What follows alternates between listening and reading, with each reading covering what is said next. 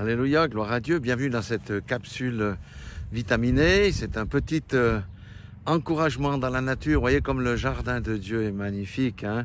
Ça atteste des œuvres et sa grandeur. Dans 1 Thessaloniciens 2,12, Paul nous exhorte à marcher d'une manière digne de Dieu, de nous exhorter, de nous consoler, de marcher digne de Dieu pour répondre à l'appel du royaume que Dieu nous fait.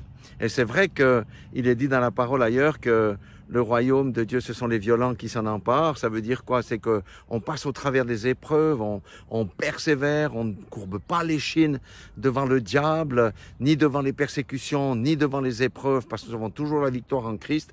Mais c'est vrai que c'est pas un chemin pavé de roses.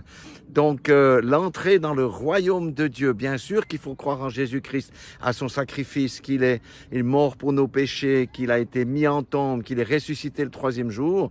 Mais après, ça ne suffit pas. Il y a la marche dans la sanctification sans laquelle personne ne verra le Seigneur. Mais le Seigneur nous dit, marchez donc d'une manière digne de Dieu, parce que aujourd'hui, tout ce que l'homme fait est indigne de Dieu. Les lois que l'homme promeut sont iniques, les comportements qu'on admet aujourd'hui n'ont plus rien à voir avec la parole de Dieu, ils servent la chair de l'homme.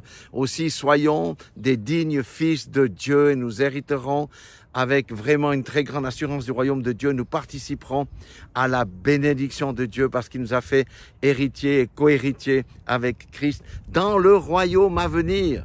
Parce que ce royaume va venir sur la terre, c'est le Seigneur Jésus lui-même qui reviendra sur les nuées avec ses saints pour implémenter ce nouveau gouvernement mondial qui sera fabuleux, ça s'appelle le millénium. Voilà, Dieu nous aime, il nous encourage, je vous aime, il m'encourage aussi à marcher d'une manière digne de l'évangile et de laisser de côté les principes élémentaires du monde pour me concentrer sur la parole de Dieu et les principes bibliques. Voilà, soyez tous bénis dans le nom puissant de Jésus-Christ de Nazareth et encore une fois, regardez la beauté de la nature.